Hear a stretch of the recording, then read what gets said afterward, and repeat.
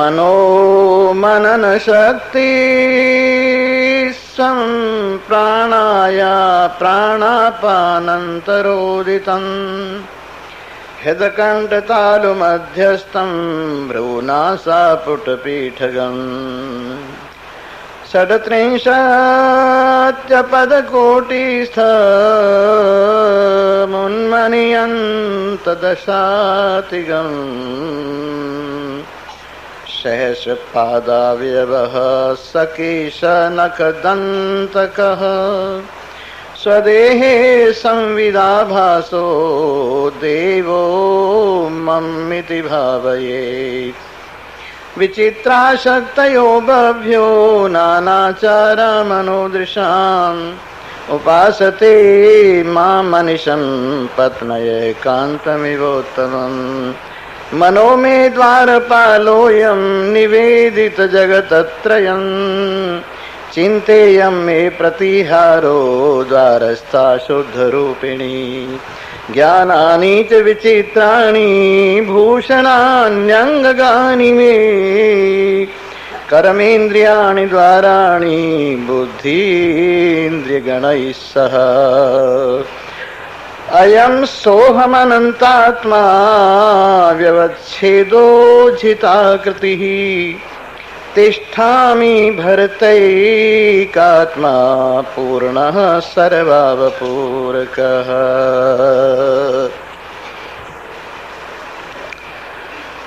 भाग्यवान श्रोता वृंद, ये अनेकानेक जन्मों का किया गया तप,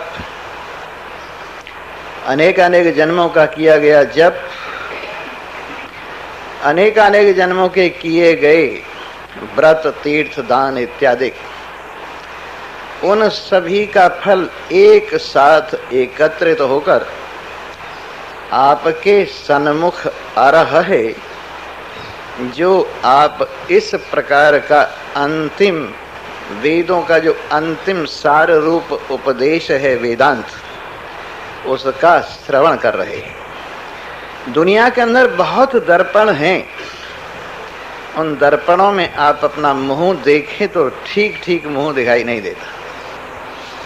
कई दर्पण तो ऐसे हैं जो आपके मुंह को मोटा करके दिखाते, कई दर्पण ऐसे हैं जो आपके मुंह को पतला करके दिखाते, कई दर्पण ऐसे हैं जो आपके मुंह को सोजिश वाला दिखाते, कई दर्पण ऐसे हैं जो आपके मुंह को पीले रंग वाला दिखाते। और इस प्रकार से ये जो आकृति को बिगाड़ कर दिखाने वाले दर्पण हैं, उन दर्पणों के माध्यम से अपना मुख ठीक न देखने के कारण आप अपने मुख को विकारी विकृत समझकर अपने आप को सदा बीमार बनाए रखते। कई दर्पण ऐसे हैं जिनमें पहले से ही कुछ और बना हुआ है, और जब आप मुंह देखते हैं अपना, तो आपके मुंह के साथ में दूसरा एक चेहरा और दिखाई देता है जो उस दर्पण में पहले ही बना हुआ है। इस प्रकार से उसमें भी आपका चेहरा शुद्ध नहीं दिखाई देता है। लेकिन एक वेदांत का दर्पण ही ऐसा है जिसमें न तो कुछ पहले बना हुआ है और निर्विकार दर्पण है। इस निर्विकार दर्पण में आपका निर्विकार स्वरूप निर्विकार रूप से अनुभव किया जाता है, और किसी शास्त्र के दर्पण में वेदांत के अतिरिक्त आपके इस निर्विकार स्वरूप का निर्विकार दर्शन नहीं होता है। देखिए, बहुत शास्त्र हैं आपको कर्ता भोक्ता बताते हैं, बहुत से शास्त्र हैं आपको जीव बताते हैं, बहुत से शास्त्र हैं आपको प्राणों के संबंध से संयुक्त करके प्राणी बताते हैं, बहुत से पदार्थ हैं आपको ज्ञानेंद्रिय कर्मेंद्रियों के संबंध को लेकर एक प्रकार से सीमित बताते हैं, और बहुत से शास्त्र हैं जो शरीर मात्र आपके साथ जोड़कर आप शरीर हैं, केवल शरीर मात्र ही आपको बताते हैं।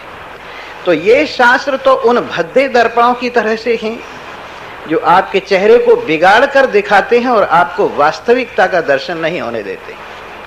और कई शास्त्र ऐसे हैं, देवी देवताओं के फोटो उनमें पहले ही बने हुए, किसी दर्पण में विष्णु का फोटो बना हुआ है, किसी दर्पण में शिव का फोटो बना हुआ है, किसी दर्पण में देवी का फोटो बना हुआ है, किसी दर्पण में गणेश का फोटो बना हुआ है, और किसी दर्पण में सूर्य इत्यादि अनेक देवों के फोटो बने हुए हैं।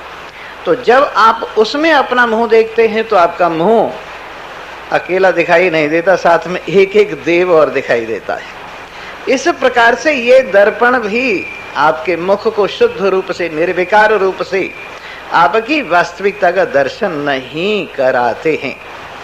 एक वेदांत दर्पण ही है जिसमें कुछ और बना हुआ नहीं है, और जो निर्विकार दर्पण है, इसीलिए वेदों ने कहा है कि वेदांत के ज्ञान से ही आत्मा का सुनिश्चय होता है, और जितने ज्ञान हैं उसमें आत्मा का सुनिश्चय नहीं होता। इसलिए आत्मा के निश्चय के लिए, ज्ञान प्राप्ति के लिए, अपने वास्तविक बोध के लिए हमें निरंतर उपनिषदों का, जो वेद का सार वेदांत है, और वेदांत शास्त्र जो उपनिषदों की व्याख्या है, और गीता जो उपनिषद रूपी गाय का दूध है, उसके माध्यम से अपने आप का साक्षात्कार करना चाहिए, श्रवण मनन निधिध्यासन करते हुए।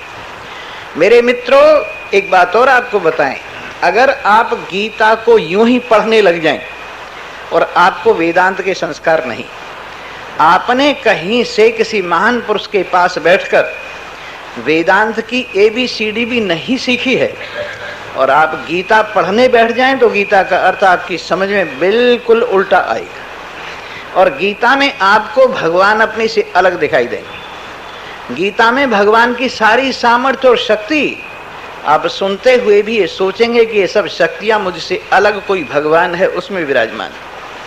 लेकिन वेदांत के थोड़े से भी संस्कार हों, जरा सा भी किसी महान पुरुष की कृपा पात्रता प्राप्त कर ली गई हो, और फिर इसके बाद में गीता को पढ़िए, तो आपको पता लगेगा कि गीता में कृष्ण नहीं आप बोल रहे, कृष्ण के माध्यम से आप बोल रहे हैं।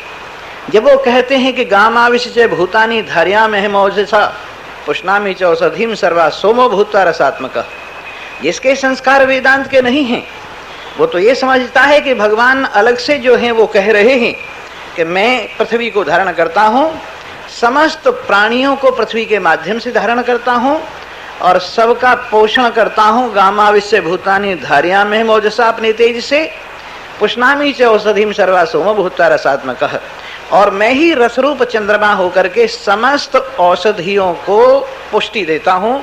ये भगवान कोई अलग हैं।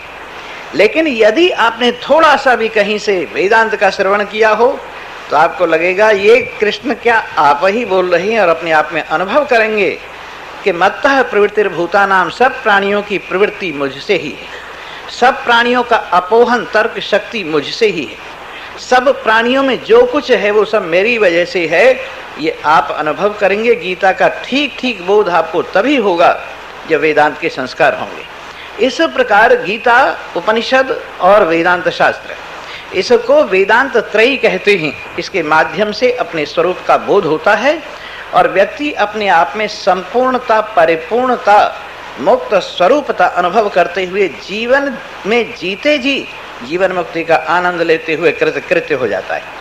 और विशेष रूप से इन शास्त्रों के पढ़ने के बाद बहुत से और शास्त्र पढ़ने के लिए महान पुरुषों का उपदेश होता है, और उसमें भी योग वशिष्ठ, ये तो एक ऐसा शास्त्र है कि इतना गहरा ये महासागर है, और आनंद की इसके अंदर इतनी घनता है, जितना आप गोता लगाएंगे उतना ही इसमें से अपने आप के आनंद का अपने आप में अनुभव करते जाएंगे। जितना गहरा गोता लगाएंगे अपनी शक्ति और सामर्थ्य से अपने आप को संयुक्त अनुभव करेंगे। जितना गहरा गोता लगाएंगे आप अपने आप में असीमता अनुभव करेंगे, अखंडता अनुभव करेंगे, एक रसता अनुभव करेंगे, सर्वाधारता अनुभव करेंगे, सर्वाधिष्ठानता अनुभव करेंगे, और आज़ादी अनुभव करेंगे। तो ये समस्त पुण्यों का फल आपके सन्मुख उपस्थित हो गया है, जो योग वशिष्ठ आपको सुनने को मिल रहा है। भगवान श्री राम अपने आप को कृत्य अनुभव करते हैं योग वशिष्ठ सुनते हुए, और कहते हैं, हे प्रभु, मैं योग वशिष्ठ सुनकर, आपके मुखारविंद से इस वेदांत ज्ञान को सुनकर अपने आप में परम संतुष्टि अनुभव कर रहा हूं, और कर्तव्य और कर्म मेरे लिए कोई भार नहीं रह गया है। संसार की लीला मेरे लिए राम लीला मात्र रह गई है। प्रभु, अब मैं इस शरीर के अधीन नहीं, अब मैं इन ज्ञानेंद्रिय कर्मेंद्रिय प्राण के अधीन नहीं, अब ये सब मेरे अधीन हैं, और मैं इनसे काम लेता हुआ भी इनसे बंधा हुआ नहीं, कान से सुनते हुए भी मैं शब्द से बंधा हुआ नहीं, त्वचा से छूते हुए भी मैं स्पर्श से बंधा हुआ नहीं, आंखों से देखते हुए भी मैं रूप से बंधा हुआ नहीं, रसना से रस लेते हुए भी मैं रस से बंधा हुआ नहीं हूँ, नासिका से सूंघते हुए भी मैं गंध से बंधा हुआ नहीं हूँ, हाथ पैरों से गति करता हुआ भी गतिवान नहीं हूँ, हाथों से क्रिया करता हुआ भी करता नहीं हूँ, वाणी से बोलता हुआ भी मैं वक्ता नहीं हूँ, संसार के भोगों को भोगता हुआ भी उपस्थ से मैं अभोक्ता हूँ, संसार का समस्त मल विसर्ग करते हुए भी मैं अविसर्ग करता हूँ। इस प्रकार मुझ में ये महिमा अपने आप की जागृत हो गई है। मेरा बड़ा सौभाग्य है प्रभु कि आप जैसे महान गुरु के द्वारा इस आत्मज्ञान के सागर में गोते लगा लगा कर मेरा जीवन आनंद से भरपूर हो गया है। मेरे जीवन से दीनता दरिद्रता निकल गई है, मेरे जीवन से सारी चिंताएं दूर हो गई। आइए, और उसमें भी विशेष रूप से आपके सामने आजकल जो उपदेश चल रहा है, भगवान शंकर का उपदेश मुनिराज वशिष्ठ के लिए, और मुनिराज वशिष्ठ उसी को भगवान श्री राम को सुना रहे, वही महर्षि वाल्मीकि भरद्वाज को सुना रहे, और उसी को आप सुन रहे हैं। आइए अपनी महिमा का श्रवण कीजिए। तो परसों, कल तो हम लोगों ने सबने मिलकर राम नवमी मनाई, भगवान श्री हरि के प्रकटन का आनंद लिया, अपने हृदय में प्रकटन अनुभव किया, पृथ्वी पर प्रकटन अनुभव किया, अयोध्या में प्रकटन अनुभव किया, हृदय के माध्यम से अपने आप में प्रकटन अनुभव किया। और इस प्रकार से एक और कौशल्या की उदर से गर्भ से भगवान का प्रकटन हुआ, और दूसरी ओर श्रेष्ठ बुद्धि रूपी कौशल्या से भगवान का प्रकटन हुआ। एक और दशरथ उनके पिता हुए, दूसरी ओर 10 ज्ञानेन्द्रिय कर्मेंद्रियों के अधिपति जीव उनको प्रकट करने वाले हुए। इस प्रकार से हमने राम का प्रकटन बाहर भी मनाया और अंदर भी मनाया। अंदर भी हमने रामनवमी जगमगाई और बाहर भी रामनवमी का रस लिया। इस प्रकार उस उत्सव को बाहर भीतर उत्सव में होकर के प्रसन्नता और उल्लास का वातावरण हमने अनुभव किया। आइए, आज की बात यह है, कल परसों बता रहे थे कि प्रवाह पतितार्थ, प्रवाह से यों ही प्रारब्ध के अनुसार जैसे बहता बहता पानी आपके घर आ जाए और आप उस पानी को गंगाजल ही समझिए, आपका घर गंगा के किनारे है और गंगाजल बहता बहता आपके घर पहुंच गया और आपने गंगा जल पान करके अपने जीवन कृत कर लिया। वैसे ही प्रारब्ध की नदी में बहता बहता जो कुछ भी अर्थ धन दौलत आ गया, जो कुछ भी वस्त्र आवास आ गए, जो कुछ भी सामान आ गया, इस प्रारब्ध की नदी में बहते बहते आपने उसका आनंद से उपभोग किया, उसके द्वारा अपनी पूजा महसूस की और पूजा महसूस करते हुए अपने आप में बोध के माध्यम से सारे विकारों को दूर कर दिया। कभी कभी ऐसा होता है कि इस संसार के सानिध्य से कभी कभी अपने आप में संसार भासने सा लगता है। ऐसा होता है, समुद्र के किनारे आप जाके खड़े हो जाइए और निरंतर समुद्र को देखिए, आप थोड़ी देर में ऐसा लगेगा कि जैसे आप समुद्र के बीच में खड़े। आपको ऐसा नहीं लगेगा कि मैं किनारे पर खड़ा हुआ, जाके देखें, अनुभव करें इस बात का कि समुद्र के किनारे खड़े खड़े आप लगातार समुद्र को देखिए, आप देखेंगे कि जैसे मैं समुद्र में खड़ा हूं।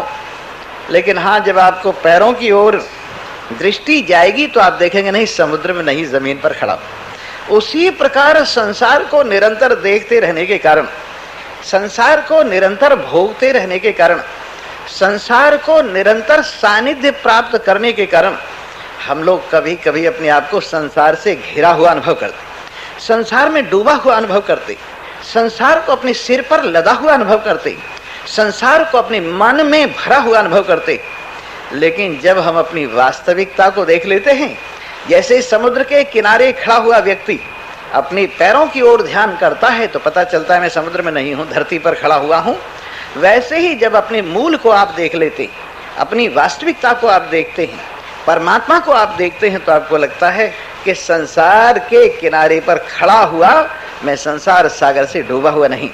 इस प्रकार से संसार के साथ से जब थोड़ा बहुत विकार अपने आप में आपको लगने लगे तो उस वक्त क्या करो, अपने बोध से, अपने ज्ञान से उस विकार को हटा दो।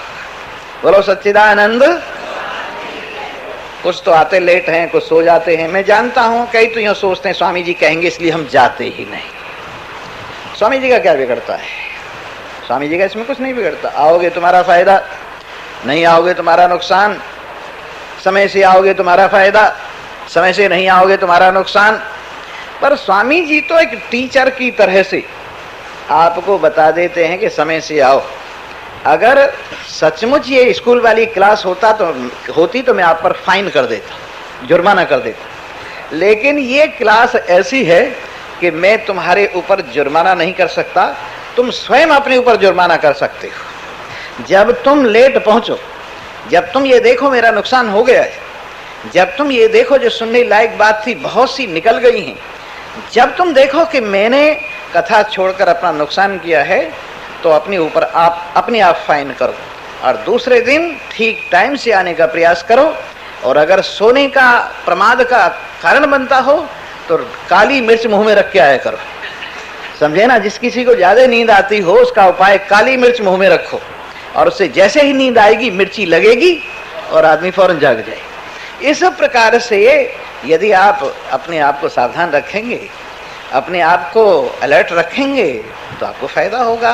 आप आनंद से इस आनंद का अनुभव करेंगे। जी हाँ, तो ज्ञान के स्नान से जब कभी थोड़ा बहुत संसार के सानिध्य से विकार सा महसूस हो तो उस विकार को ज्ञान के स्नान से साफ कर लीजिए। ज्ञान के स्नान से उस मानसिक मैल को दूर कर लीजिए और नित्य ही अवबोध अर्हणया ज्ञान स्वरूप सामग्री से, श्रवण मनन निधिध्यासन की सामग्री से, आत्म ध्यान की सामग्री से, बोध स्वरूप ज्ञान स्वरूप अपने प्रियतम परमात्म देव आत्मदेव का निरंतर पूजन कीजिए।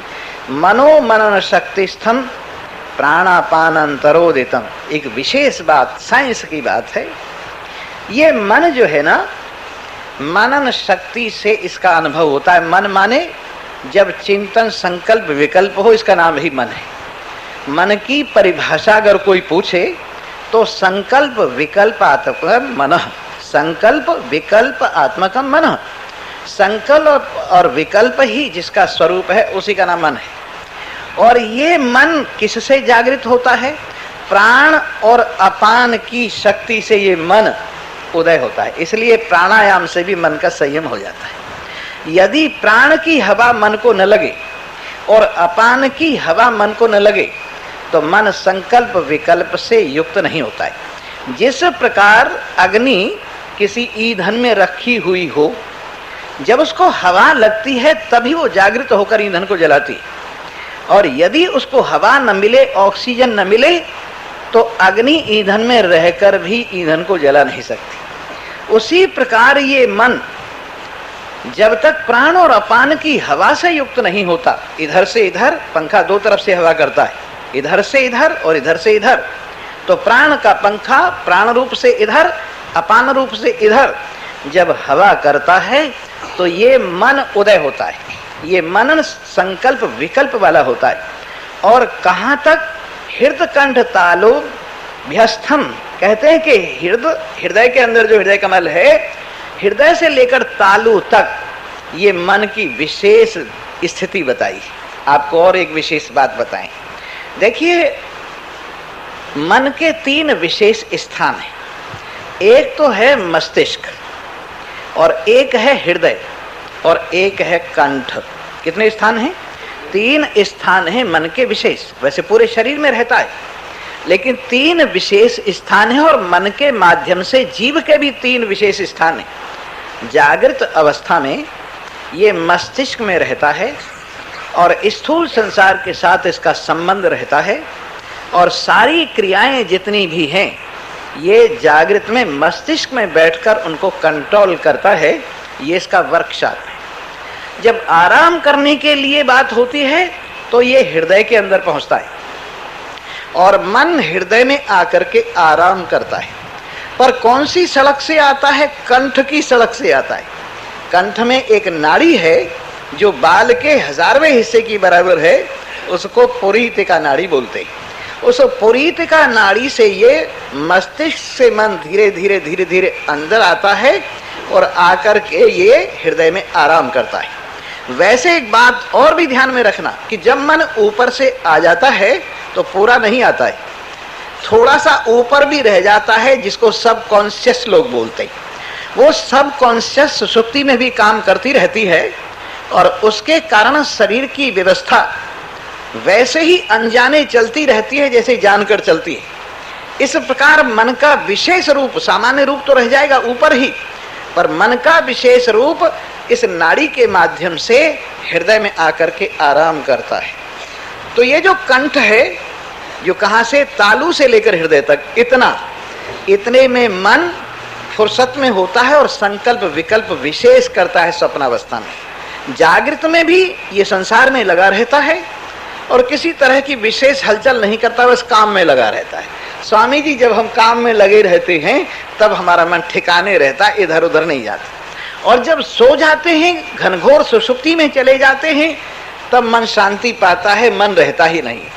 ये जो बीच की स्थिति है, जो हृदय से लेकर तालू तक है, कंठ के बीच में इतनी स्थिति है ये मन की, यही यूं समझिए कि एक विचित्र स्थिति है मन की, जो संकल्प विकल्प वाली है, चंचलता वाली है। और ये विशेष रूप से नासापुट और भ्रकुटी से विशेष इसका बीच वाला स्थान है।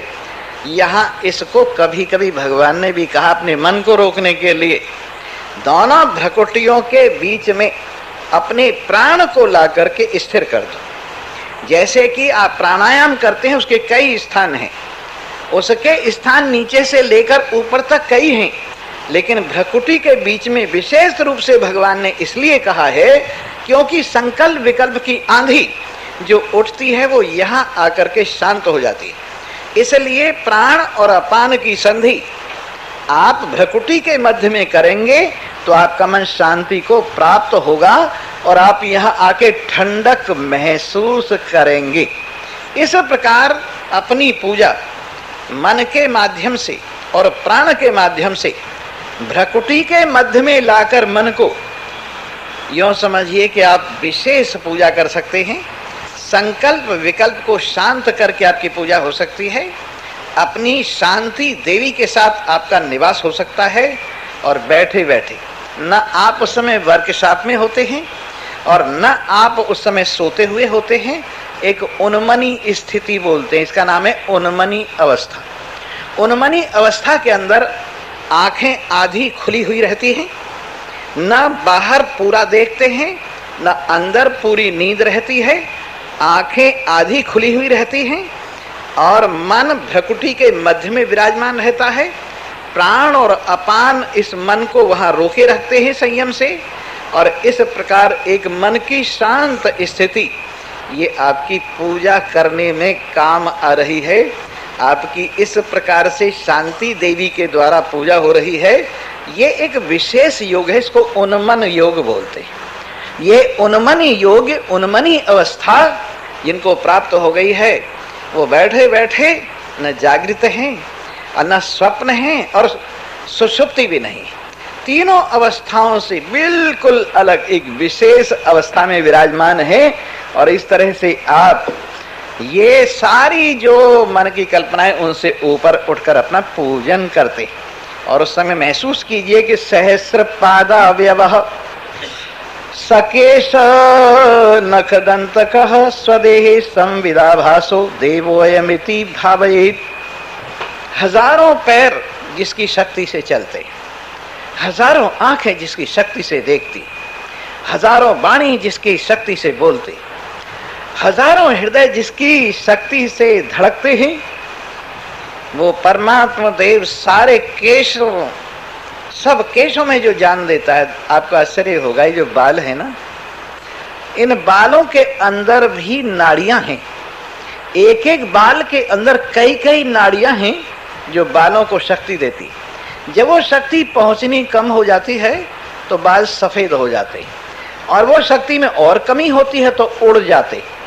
इस प्रकार बाल में भी नाड़ियां निवास करती हैं, तो भगवान श्री हरि अपनी महिमा से केशों को भी, नाखूनों को भी, दांतों को भी शक्ति प्रदान करते हुए हमारे देह में ही विराजमान। हमें अनुभव करना चाहिए कि मेरे प्रियतम मेरे शरीर को जीवन देते हुए हजारों शरीरों को जैसे जीवन दे रहे हैं, हजारों पैरों को चलने की शक्ति जैसे दे रहे हैं, अरे पूरी 20, 50, 100, 200, 1000, 2000 डब्बों को जो इंजन खींच रहा है, वो ही इंजन आपके शरीर के डब्बे को भी खींच रहा है। ऐसा नहीं है कि हर एक डब्बे के अंदर कोई विशेष बात है। लगता तो ऐसा है कि हर डब्बे में इंजन है, सर्वव्यापक होने से यह भी सही है, लेकिन समष्टि रूप से अनुभव किया जाए, सारे शरीरों के डब्बों को एक लाइन में खड़ा करके देखा जाए, तो इसमें एक ही इंजन है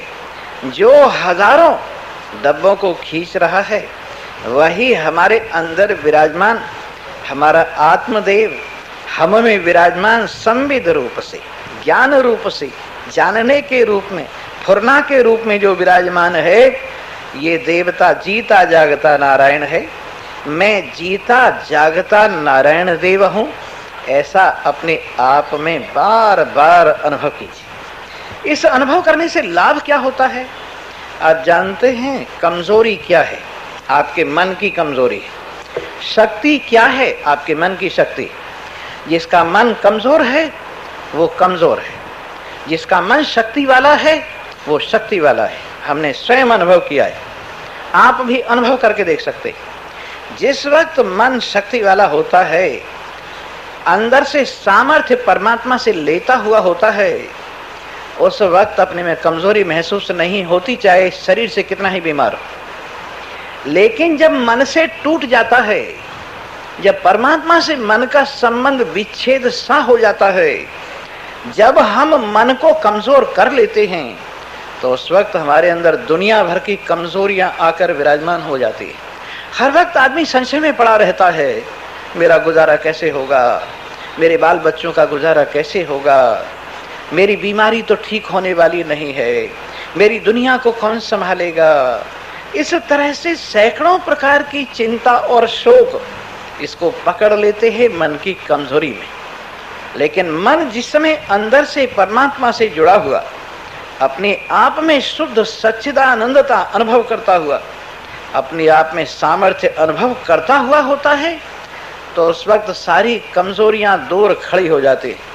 इसलिए कमजोर बनकर मत जिए। संसार में सबसे बड़ा पाप यह है कि आदमी कमजोर बनकर जीता है। एक बहुत अच्छी वेद में बात कही है, और वो मंत्र आपने कई बार सुना है, पश्येम शरदः शतम, शृणुयाम शरदः शतम, प्रब्रवाम शरदः शतम। इसके साथ इस मंत्र में एक और विशेष बात है, अदीना श्याम शरदः शतम। अदीना श्याम शरदः शतम का तात्पर्य है, प्रभु हम दीन भाव से रहित होकर, हम दरिद्र भाव से रहित होकर, हम कमजोरी से रहित होकर सैकड़ों साल तक जिए। सैकड़ों साल तक जिए, लेकिन दीन बनकर के नहीं, मन के गुलाम बनकर के नहीं, इच्छाओं के गुलाम बनकर के नहीं, अपने आत्मा के सिंहासन पर विराजमान हुए हुए, अपने आप में आधारता अनुभव करते हुए, अपने आप में जीवनी शक्ति अनुभव करते हुए, हम सैकड़ों साल क्या और भी भूयश्च शरदः शता, दूसरे सैकड़े में भी यदि जिलाओ तो जिलाओ। कौन मरने की इच्छा करे, किस लिए मरा जाए? इसलिए अगर जिलाना है तो जिलाओ, परंतु हे प्रभु हम दीन भाव से रहित होकर जिए। आप जिए। ये कोई जीना नहीं है कि मैं लिए लिए फिरा हूं, गमे जिंदगी का लाशा मैं लिए लिए फिरा हूं, गमे जिंदगी का लाशा। कभी ये कहो कि सुनेंगे नहीं तो समझ में कैसे आएंगी, तो फिर हिम्मत करके बैठो। आज समझ में नहीं आएगी, कल को आएगी, कल को समझ में नहीं आएगी, परसों को आएगी। रसरी आबद जाते सिल पे पड़े निशान, करत करत अभ्यास के जड़मत हो सुजान। लगातार रस्सी पत्थर पर से आती जाती है तो पत्थर के ऊपर भी निशान पड़ जाते हैं। अभ्यास ऐसी चीज है, अगर निरंतर इस वेदांत का श्रवण किया जाए तो अनपढ़ से अनपढ़ व्यक्ति में आत्मा की आस्था, अपने स्वरूप की आस्था जागृत हो जाती। लेकिन लगन होनी चाहिए, लगी के लाखों मोल हैं, बोलो सच्चिदानंद, उखड़ी की कोई नहीं सो मत बहुत सोते। इस प्रकार से मेरे मित्रों, आइए और अपने आप में संविद, चेतना, जागृति, शक्ति, सामर्थ्य अनुभव कीजिए और इस तरह से मांगने पर मत उतर आइए कि मैं लिए लिए फिरा हूं गमे जिंदगी का लाशा। गम की जिंदगी की लाश, दुख भरी जिंदगी की लाश, चिंता भरी जिंदगी की लाश, उस जिंदगी में से बदबू आते। जिस जिंदगी में निश्चिंतता नहीं, जिस जिंदगी के अंदर ताजगी नहीं, जिस जिंदगी के अंदर ज्ञान नहीं, जिस जिंदगी के अंदर जीवन नहीं है, उसमें से बदबू आती है। कौन सी बदबू आती है? इच्छाओं की बदबू आती है, तरह तरह की चिंताओं की बदबू आती, तरह तरह के भविष्य के अनिश्चय की बदबू आती है। तो मैं ऐसे जीवन को अपने कंधे पर ढोता फिरा हूं, मैं लिए लिए फिरा हूं गमे जिंदगी का लाशा। जिंदगी, गम से भरी हुई जिंदगी की लाश लिए फिरा हूं, कभी इनकी महफिलों में, कभी इनकी महफिलों में, कभी इधर जाके जनाजा टेक दिया कि मेरे इस नंगे लाश पर कफन के लिए कुछ दो, कभी इधर टेक दिया जनाजा कि मेरी इस जिंदा लाश को ढकने के लिए कुछ दो। ये कोई जीवन है? अरे जीवन चाहे एक दिन का जीवन हो, लेकिन परिपूर्णता से संयुक्त जीवन हो, अपने आप में शांत जीवन हो, अपने आप में निश्चित जीवन हो, अपने आप में सर्वव्यापकता अनुभव करने वाला जीवन हो, मुक्ति अनुभव करने वाला, आजादी अनुभव करने वाला जीवन हो। जिंदगी वही है जो जिंदा दिल है। जिसमें जिंदा दिली नहीं है वो जिंदगी नहीं है। जिंदगी जिंदा दिली का नाम है, मुर्दा दिल क्या खाक जिया करते हैं। जिंदगी जिंदा दिली का नाम है, मुर्दा दिल क्या खाक जिया करते हैं। इसलिए अपने शरीर में संविद अनुभव कीजिए कि संविद जागृत हुआ हुआ, ज्ञान जागृत हुआ हुआ, संविद आभास रूप से इस शरीर को दैदीप्यमान करता हुआ, परमात्मा अपनी शक्ति से शरीर को दैदीप्यमान करता हुआ इस शरीर में ही विराजमान मेरे रूप में बोल रहा है, देवो अयम इति भावे, मैं यही देव हूं, ऐसा अपने आप में भाव करे।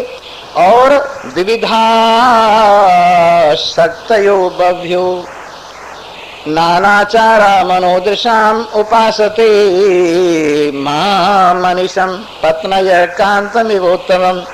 तरह तरह की मन की जो शक्तियां हैं, जो मन से प्रकट होती हैं, वो विविध शक्तियां अनेक अनेक आचार से संयुक्त। संसार है क्या?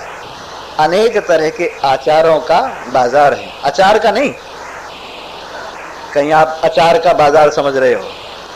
आचार माने रहन सहन, आचार माने रहन सहन। तरह तरह की संस्कृतियां, हमारी अपनी संस्कृति, भारतीय संस्कृति, मिस्र की संस्कृति, रोम की संस्कृति, चाइना की संस्कृति और तरह तरह की और संस्कृतियां। ये जीवन में रहने की प्रक्रियाएं, ये आचार कहलाते हैं। इन आचारों के पीछे कौन काम कर रहा है? मन काम कर रहा है। जैसे जैसे संस्कार जिसके मन को मिले, वैसे वैसे आचार से व्यक्ति होकर उस संस्कृति को अपना जीवन मानता है। इस प्रकार से मन की दृष्टि से जो प्रकट हुए हैं वो तरह तरह के आचार, जो मेरी अपनी शक्तियां हैं, हर जगह उनसे मेरा पूजन हो रहा है। गिरजाघर में लोग खड़े होकर किसकी उपासना कर रहे हैं? प्रेयर किसकी कर रहे? मंदिर में विराजमान होकर घड़ियाल और घंटे बजाते हुए, शंख बजाते हुए ये किसकी स्तुति हो रही है? नमाज के रूप में कौन खड़ा हुआ मस्जिद की मीनार से आवाज लगा रहा है?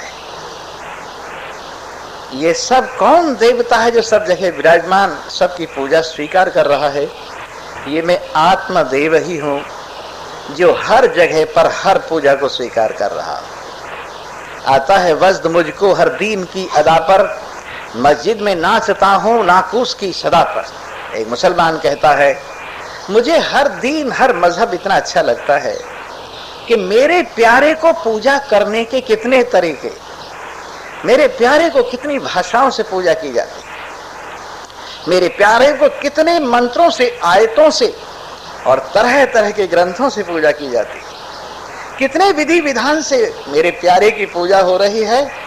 मुझे मजा आ जाता है। मैं मस्जिद में हालांकि बैठा हुआ हूं शरीर को लिए हुए, लेकिन मंदिर में भी तो कोई और नहीं है। जब मंदिर का शंख बजता है तो मैं प्रसन्नता से फूला हुआ नहीं समाता कि एक विधि मेरे प्रियतम को पूजा करने की ये भी।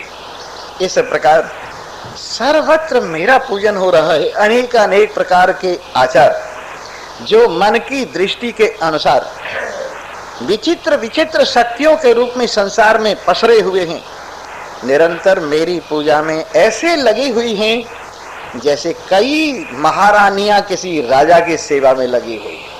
कई महारानियां एक चरण दबा रही है, एक सिर दबा रही है और एक हवा कर रही है। कितनी ही महारानियां जैसे किसी महाराज की सेवा में लगी हुई। क्या ये हो नहीं रहा है? मुझ महाराज की सेवा में एक कान की महारानी सुंदर सुंदर शब्द पेश कर रही है, दूसरी ओर त्वचा की महारानी बढ़िया बढ़िया स्पर्श ला रही, तीसरी ओर आंखों की महारानी रूप परोस रही, चौथी ओर रसना की महारानी रस परोस रही और पांचवी ओर सुंदर सुंदर सुगंधी लाकर नासिका की महारानी मेरी पूजा कर रही। पांचों कर्मेंद्रियां मेरी सेवा में लगी हुई, मेरी सेविकाएं, और पांचों प्राण निरंतर मेरे इस शरीर को स्वस्थ रखते हुए मन बुद्धि चित्त अहंकार सब शक्तियां मेरे पूजन में निरंतर लगे हुए हैं। इन सबसे मुझे शहंशाहों के शहंशाह की पूजा हो रही। इन सब शक्तियों से मुझे सर्वशक्तिमान की पूजा हो रही। इन सब शक्तियों से मुझे नारायण की पूजा हो रही है। जैसी सुंदर सुंदर महारानियां किसी महाराज की सेवा कर रही है। मनो में द्वारपालोयम निवेदित जगतत्रयम। मन का द्वारपाल दरवाजे पर खड़ा हुआ, तीनों लोगों को जैसे कोई चपरासी होता है और कोई मिलने के लिए आए तो अंदर पूछने जाता है और वहां से जब चिट मिल जाती है तब कहता हाँ नाउ यू कैन गो, अब तुम्हारे लिए आज्ञा है, जा सकते हो। तो वैसे ही मन का चपरासी, बोलो सच्चिदानंद, इस माई को जगा दे रहे, कितनी दूर से आती है और यूं करके बैठी हुई है। हाँ, मन का चपरासी क्या करता है? तीनों लोगों के सारे भोगों को बारी बारी से मेरे पास अंदर भेजता है और मेरे से आज्ञा लेता, क्यों हुजूर, फला लोक से फला देवता आया हुआ है, भेजूं अंदर? जब मैं कह देता हूं हाँ तो मन अंदर भेजता है। फिर फला लोक से प्रभु एक और देवता आया हुआ है, उसे अंदर भेजूं? हाँ भेजो। इस प्रकार मन का द्वारपाल दरवाजे पर खड़ा हुआ इन तीनों लोगों को मेरे लिए निवेदित कर रहा है, भेज रहा, एक एक करके बारी बारी से दो दो चार चार को भी भेज देता है। अगर मेरी आज्ञा हो कि सबको भेज दो एक साथ, सबका काम एक साथ निपटा दूंगा, अगर सबका एक जैसा काम हो तो इस प्रकार से मनो में द्वारपालोयम निवेदित जगतत्रयम चिंतेयम मे प्रतिहारो द्वारस्था शुद्धि रूपणी। और मेरे पहरे पर शुद्ध चिंता खड़ी हुई है, जो मेरे बारे में सदा सोचती रहती है कि मेरे प्रियतम को क्या चाहिए, मेरे प्रियतम को क्या आवश्यकता है, मेरे प्रियतम को क्या चाहिए। ऐसे चिंता रूपी ये दरवाजे पर खड़ी हुई मेरे बारे में हर वक्त चिंता करती है। ये चिंता किसके बारे में होती है? किसके बारे में होती है चिंता? ये चिंता किसके बारे में चिंता करती है? अरे मेरे बारे में करती है, आपके बारे में करती है। और किसके बारे में करती है? भोजन नहीं आया, ये चिंता किसको हुई? चिंता को। किसके लिए हुई? मेरे लिए हुई। पानी नहीं आया, ये चिंता किसको हुई? चिंता को। किसके लिए हुई? मेरे लिए हुई। तो मेरे दरवाजे पर ये प्रतिहारी चिंता खड़ी हुई सदा मेरे लिए चिंता करती रहती है, मेरी सेवा के लिए हर वक्त आतुर रहती है। क्या किस वक्त चाहिए? सोने का समय हो गया।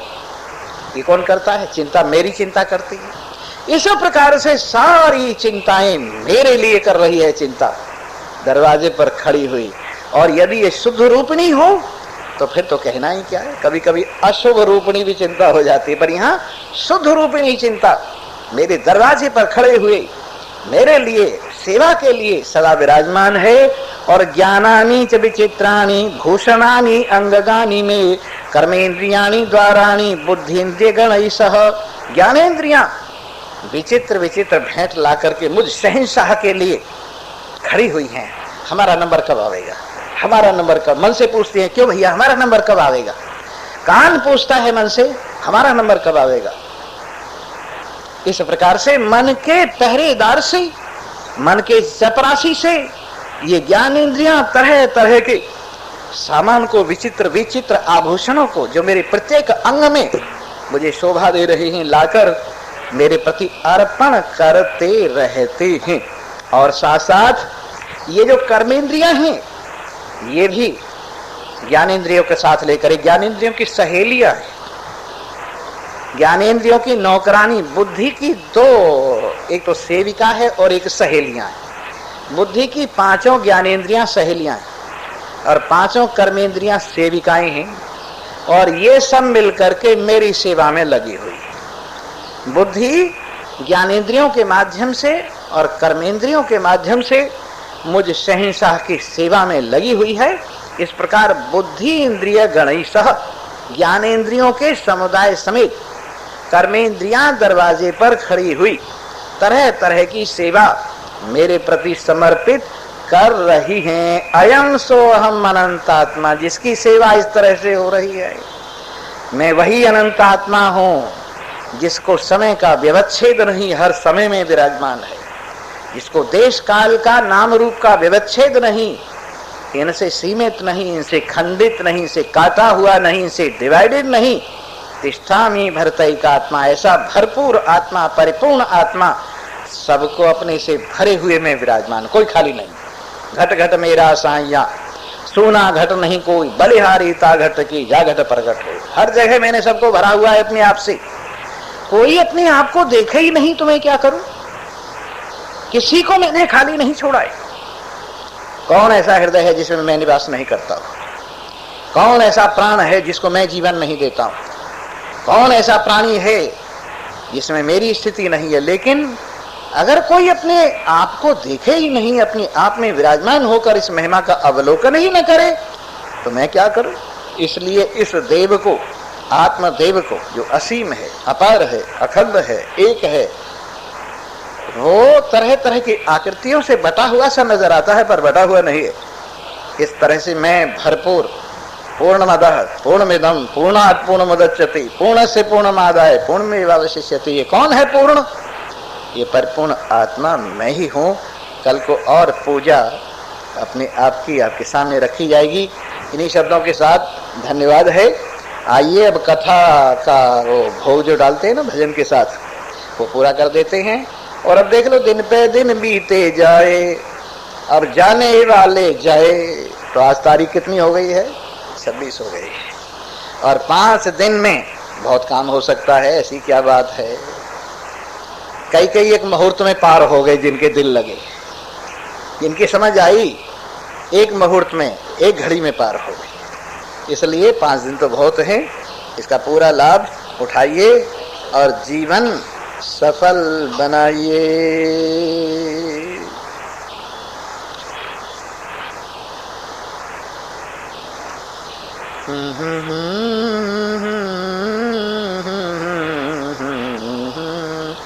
जरा गौर से सुनना, समझने लायक चीज है। एक महल में एक राजा ने ऐसा खेल बनाया, एक महल में एक राजा ने ऐसा खेल, जो कोई घुस गया महल के अंदर मुश्किल बाहर आया, जो कोई घुस गया महल के अंदर मुश्किल बाहर आया। एक महल में एक राजा ने ऐसा खेल बनाया, एक महल में एक राजा ने ऐसा खेल। एक कमरे में घुसकर व्यक्ति दरवाजा सा देखे, दरवाजे में आगे घुसकर फिर एक कमरा देखे। पड़ा भूलेखे देखनहारा बहुत बहुत चकराया, जो कोई घुसा महल के अंदर मुश्किल बाहर आया। कमरे देखे 1,84,000 कैसे बाहर आऊं, भूख प्यास से व्याकुल हो गया, बार बार घबराऊं, मुझे बचा ले हे परमेश्वर, कैसी तेरी माया। जो कोई घुसा महल के अंदर, मुश्किल बाहर आया। सुख सुविधा और दुख दुविधा से महल सजाया था, सुख सुविधा और दुख दुविधा से महल सजाया था, अपने पराये भले बुरों का मेल मिलाया था। चिंता जाल बिछाकर उसमें सबका मन भरमाया। जो कोई घुसा महल के अंदर, मुश्किल बाहर आया। एक महारानी बड़ी सयानी, सबके मन मोहे थी, जैसा जिसका भाव दिखता तदनुसार सोहे थी। जीव पुरंजन जन्म मरण के, जीव पुरंजन जन्म जन्म से चक्कर बीच बंधाया। जो कोई घुसा महल के अंदर, फिर नहीं वापस आया।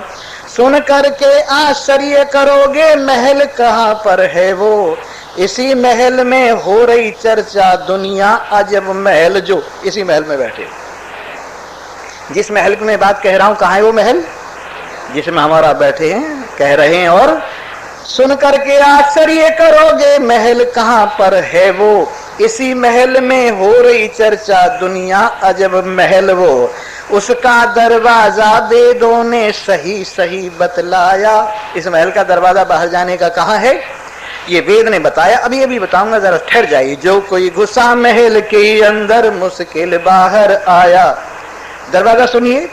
अपने पैरों के नीचे दर जोर से ठोकर मारो। दरवाजा अपने पैरों के नीचे है, अपनी मैं के नीचे दरवाजा है, मैं को हटाओ, दरवाजा मिल जाएगा। मैं अगर लगी रही, अड़ी रही, तो दरवाजा बंद है, लेकिन मैं को अगर हटा दिया, तुच्छ मैं को, तो दरवाजा खुल जाएगा। इसलिए अपने पैरों के नीचे दर जोर से ठोकर मारो। अपनी मैं का ढक्कन खोलो, छुट्टी पालो यारो। नहीं समझ में आई बात, फिर से समझो भाई। अपनी मैं का ढक्कन खोलो, छुट्टी ले लो यारो। अपने पैरों के नीचे दर जोर से ठोकर मारो। मैं का ताला खुलते ही वो जिसने महल बनाया, मैं का ताला खुलते ही वो जिसने महल बनाया। जो कोई घुसा महल के अंदर, तब कहीं बाहर आया। महल महल कल्पना का मन अंदर घुस जाता।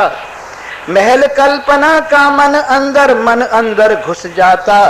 मन ही महल बना अपने को, कभी न छुट्टी पाता। मन की ममता मिटे तो मन नहीं, कहीं न आया जाया। जो कोई घुसा महल के अंदर, तब कहीं छुट्टी पाया। एक महल में एक राजा ने ऐसा महल बनाया। जो कोई घुसा महल के अंदर, मुश्किल बाहर आया।